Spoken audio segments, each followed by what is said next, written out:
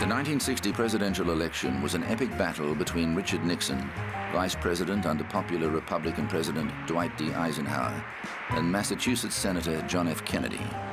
Richard Nixon was born in 1913. He joined the Navy in the Second World War, serving as a lieutenant commander in the Pacific. He represented California as a senator until the Eisenhower administration came to office, where he served 2 terms as vice president. 4 years younger, JFK was the second son of a wealthy Irish Catholic New England family. Also a Navy man, he saw active service during the war, receiving a Navy and Marine Corps Medal for Heroism.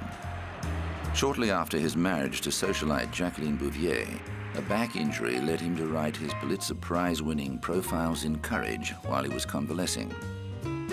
Kennedy's platform included talk of a new frontier, keeping America at the forefront of technological change and leading the world in space exploration. Aware of concerns about his Roman Catholic faith, Kennedy emphasized his support for the secular state and said he did not agree with government funding for parochial schools. He promised to bring fresh vision and leadership to the White House, and his youthful appearance played well to some audiences. But Nixon also used it against him. The Republican candidate attacked Kennedy on foreign policy and military matters, arguing his age and inexperience made him a dangerous choice for a time of world upheaval. However, an unfortunate slip by the president undermined Nixon's case. At the end of a grueling press conference, Eisenhower was asked which major decisions Nixon had played a role in. "If you give me a week, I might think of one," the president responded, referring to his exhaustion. But Nixon's opponents gleefully seized on the comment as a reference to the vice president's ineffectiveness. The vice president also lost 2 weeks of precious campaigning when he was sidelined by a knee infection.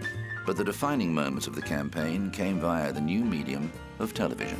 This is Senator John Kennedy, the Democratic nominee for the office of the presidency. The 1960s presents our country with great opportunities and great challenges. If we're going to successfully move through the 60s, if we're going to be true to our destiny of being the great defender of freedom in these dangerous times, then the United States must build its strength. We are a great country, but I believe that we can be a greater country. We are a powerful country, but I believe we can be a more powerful country. The Democratic Party in its past years has served the people. Social security, care for the aged, housing, human rights, all these have been the products of the liberal tradition of our great party. Now in 1960, in these dangerous and difficult and challenging times, I believe that the Democratic Party can lead again. I believe we can get this country moving again. I ask your support in this election on November 8th. What is the most important issue confronting the American people in this election campaign? There's no question about the answer that I have found in traveling all over this nation.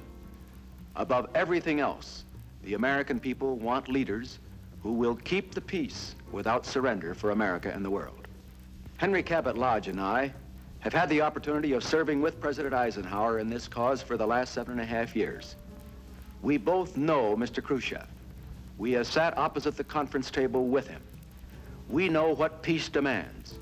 We will keep America the strongest nation in the world, and we will couple that strength with firm diplomacy. No apologies, no regrets. Always willing to negotiate for peace, but never conceding anything without getting a concession in return.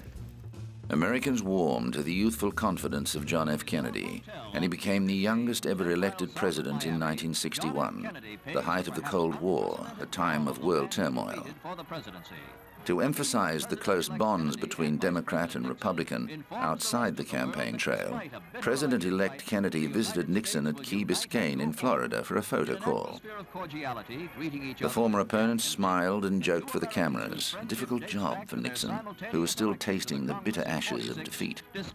His presidential aspirations were put on hold for another 8 years, until he successfully defeated Democratic nominee Hubert Humphrey in the race for the White House in 1968.